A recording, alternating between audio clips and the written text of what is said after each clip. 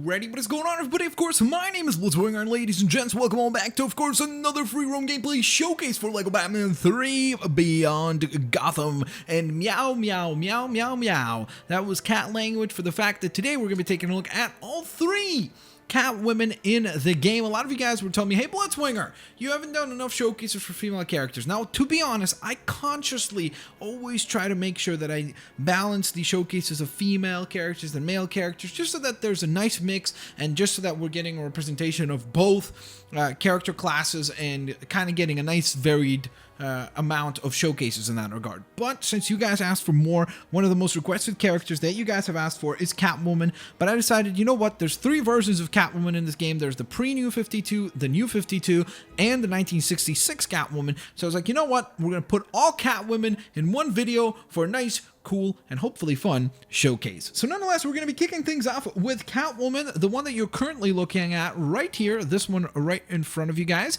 is actually the New 52 Catwoman. So this is the most modern. We're going to kind of work our way backwards in terms of the iterations of Catwoman. So this is the most modern one. Of course, as you can see, she does have the goggles, a very similar hairpiece. Obviously, as you can see, a lot of shared kind of parts and looks to her, so she hasn't like drastically changed. Like, she doesn't wear all of a sudden like a red costume. She still wears her leather black kind of costume thing, so if you can call it that even, but obviously that costume is still present here for Catwoman, and this is actually the most expensive version of Catwoman in the game, and she will cost you 350,000 studs, so quite a pricey character, one of the priciest in the game, so that's pretty cool indeed, and obviously a very important character, so obviously you would want to unlock her. I'll discuss the cost for the other two as we look at them as well. But of course, on top of that, of course, in terms of where you unlock her, that would be in the Batcave. That's where you find the actual character token for her. And once you have found the character token, you will then be able to purchase the character for 325,000 studs. So good luck with that and save up your studs. Nonetheless, of course, also as you can see, no particular details on the back of the character, no print work or anything too spectacular there to kind of speak of. But in terms of ability, she actually has a pretty decent amount of ability. So of course, first and foremost, Catwoman being super duper athletic, she obviously does have, as you saw right there, the double jump, which is pretty awesome, and obviously a very useful skill to have, especially for a burglar like Catwoman. So that's obviously a pretty cool skill. You can see she can even do the backflip there, the dual backflip, which is pretty awesome sauce. She does have super senses, which is colored red, so I do like that because it looks really, really nifty. The red and black lines outlined for the items just looks really, really neat and crazy cool. So it definitely almost makes it seem like that's what Atrocity sees the world like, because it's all red and stuff like that. So that's pretty cool indeed. Definitely like that quite a bit. Of course, on top of that, she does have the ability to dig, which is something we have seen in the actual main story before. I believe I've used her for one of the free plays, I want to say. And as a result of that, of course, she did use the dig ability there. She does also have her whip, which she can go ahead and right there, as you can see, she pulls out the whip along with her claws. So when you're going into combat, she does have the whip and the claws, but that whip also has actually a dual purpose. Not only is it good offensively, but it is actually also quite handy in terms of being useful in scenarios like grapple hooks. So whenever you need to grapple something, she is able to interact with that thanks to the actual whip that she has. So that's a pretty cool little ability that gives her as well. So again, most of the characters that are from the Batman universe have the grappling ability, which is something that I've said a million times before, and I'll continue to say it because it is true, and it seems to continue to hold true for most of the characters from the Batman universe. And finally, last but certainly not least, those athletic abilities that I mentioned before, of course, do give her the ability for twirl pole and also wall jumping. So of course, basically kind of the entire lineup of acrobatic abilities are available to her. So then we move on to the pre-New 52 Catwoman. Obviously, this is kind of more the Catwoman we saw in like Lego Batman 2, a little bit more similar in style to that design. As you can see, she has more of a blue hue to her outfit instead of just being all dark black.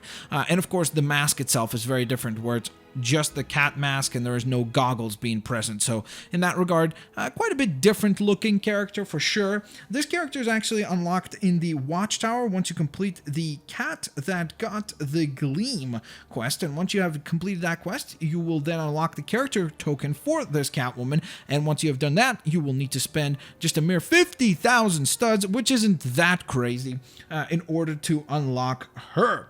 Now, in terms of abilities, she shares the exact same profile of abilities as the other Catwoman that we just discussed. So that's obviously something that is overarching between the two characters. Same thing in terms of twirl pull, the wall jumping, the claw attacks, and of course the whip. As you can see, it's actually the exact same whip and the exact same claw attacks. So no differences in that regard. It's the exact same weapons, as you can see right there.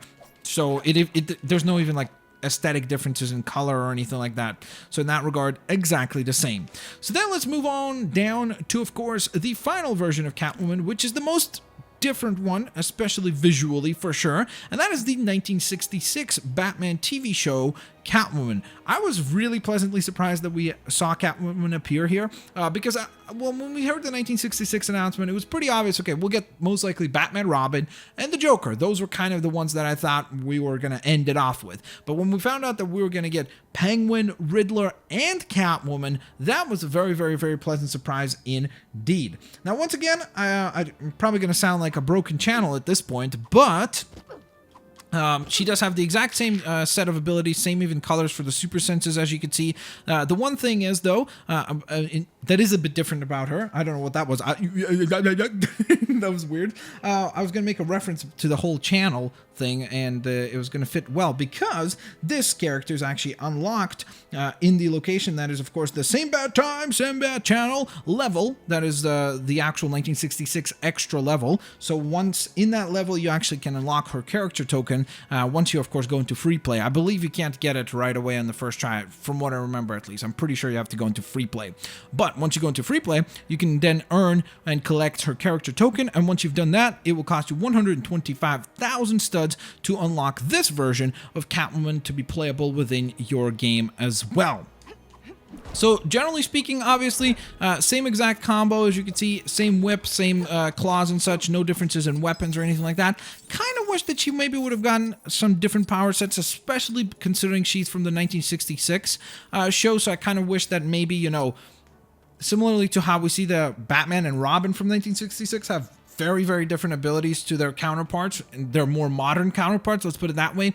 I kind of wish that Catwoman maybe got some sort of other abilities, like, I don't know, maybe some sort of electrical ability or something that would be kind of like differentiate this version from the other two that we've gotten. Because again, it is a bit unfortunate that all three versions have the exact same, not only gameplay features, but also the same aesthetical features in terms of, like, for example, the super senses is the same color, and the whip and weapons are all the same color. Just tiny little things like that I think would have been cool to change, just to make the characters feel more distinct and unique to themselves. Nonetheless, of course, there you guys have it. I hope you guys enjoyed today's free roam gameplay showcase for LEGO Batman 3 Beyond Gotham. For those of you that are asking me about the PC version coming back with some mods, don't worry about that. I'm still working on that, still coming down the pipeline, so I hope that you guys will stay tuned for that and check it out once that's live.